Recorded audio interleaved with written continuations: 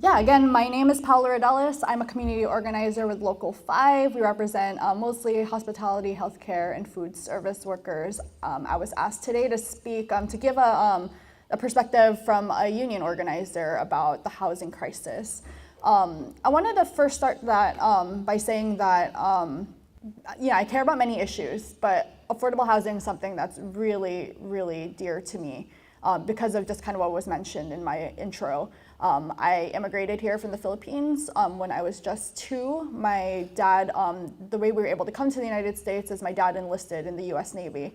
So he enlisted in the military of a foreign country, essentially just to come here and have the opportunity to support his family. And despite having the cost of living allowance that the military provides, we constantly struggled to make ends meet growing up. We relied on food stamps, WIC, and really we're just living paycheck to paycheck.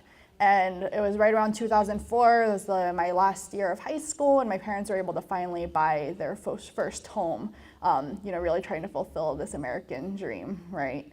It was around 2010 when they got their house foreclosed, and this is right the same year that I graduated from college with the dream of getting my PhD in American Studies at UH Manoa. That dream never happened because I had to make the choice to not go to grad school to work in hopes of helping my parents get through this really bad situation, and then graduated and then found I couldn't even find a full-time job.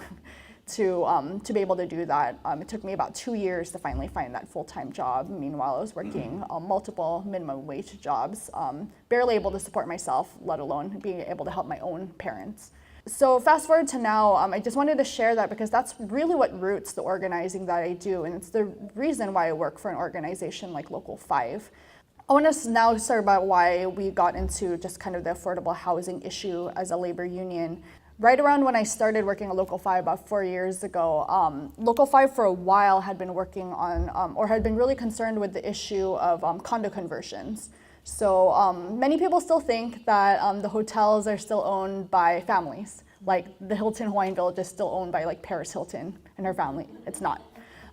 Most of our hotels are actually owned now by private equity firms, or Annie Ko had mentioned earlier, real estate investment trusts, Wall Street banks. They're owned by these really, really large companies that really view the hotels now not as long-term businesses, but as short-term real estate investments. And so for years now, for a very long time, we were starting to see that hotel rooms in all over Hawaii were getting converted into luxury condos that local people couldn't afford. I'll give just one real example is the Ilikai Hotel. So it's the iconic historic Ilikai.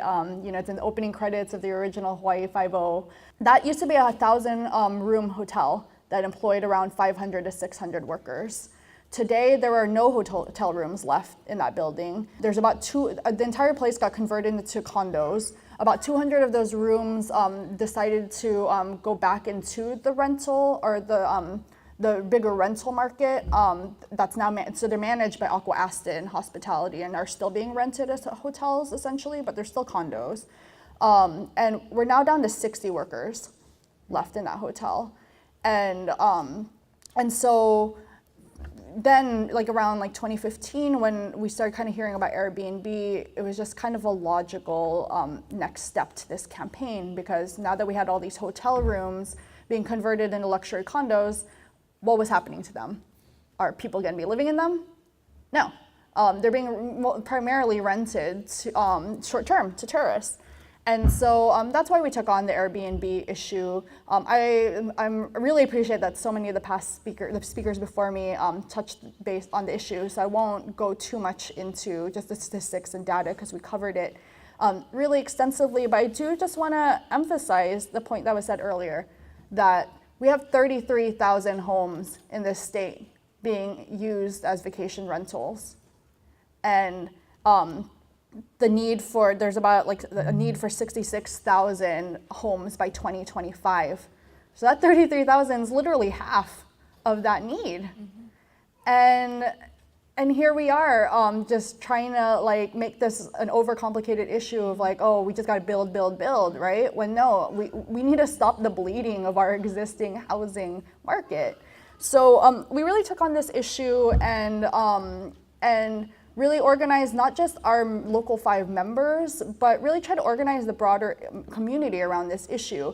Back starting in 2015, Airbnb kept trying to pass a bill through the state legislature that would allow them to collect taxes on behalf of their hosts, which many in the legislature found great because it's like, oh, this tax money. But as Annie said earlier, it's not just tax money.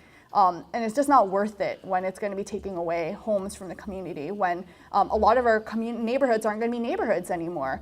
One statistic I have is that 1 out of 5 homes in Kahuku are vacation rentals now. It's 1 out of 4.5 in Kihei, 1 out of 2.5 in Kaloa and Kauai. That's really alarming. There are just so many unintended consequences to just this growing problem of vacation rentals. And so we really organized our members, our community, even the hotel industry to fight against these bills, and we were very successful. The first time around in 2015 when they tried to pass this through the legislature, it passed through, but we were able to get the governor to veto it. We really got hundreds and hundreds of people to call him, to email him, and to send postcards to him. And yeah, he vetoed it. He listened to the community. The second go around, it didn't even get through the legislature, so that's a success. But we now know that Airbnb is just not going to stop until until we actually kind of address this long term. The good news on Oahu is we already have regulations about about whether these rentals should be legal or not. But the problem is that these regulations aren't being enforced. And so we've been trying to pass policies through the city council to just increase the enforcement. We think the issue is just very simple. Airbnb has the data already. They know which listings are legal and which ones are not, but they refuse to turn over that data. And they insist on wanting to self-regulate themselves. Like, why should we let any industry self-regulate themselves? It's ridiculous.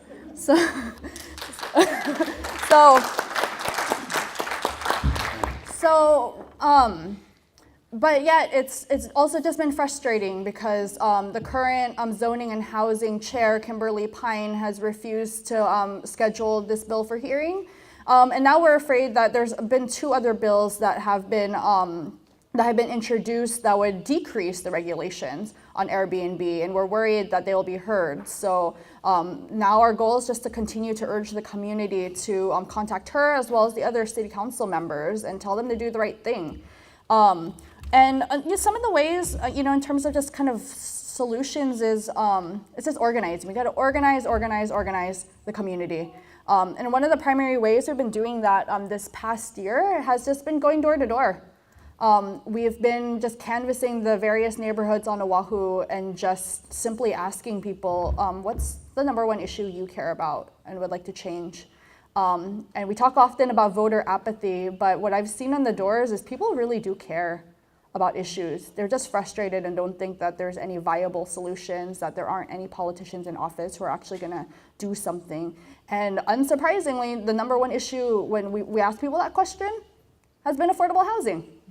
And when we talk to them about the Airbnb issue in particular, it makes a lot of sense to people. It's not really that difficult to explain. And so, we just urge everyone to just continue to organize community, build relationships with people, go, kind of outside the normal activist bubbles that we sometimes get caught in, and really just talk to people about the issue. And last but not least, I just urge other labor leaders, to realize that we need to organize around more than just our union contracts. And that's really at the heart of this for us. Our workers are not just workers. They are members of their community. They have families. They care about so many more issues than just, that $1 an hour raise. And that's why we've really taken on affordable housing as an issue, because if you ask any one of our members what issue they care about, most of them will say number 1 is housing. And if we're able to get that $1 raise, but then rent's going up like $200, every year or so, there's no way we can compete. So I'm just going to end there. I could go on and on, but thank you all for taking the time to listen.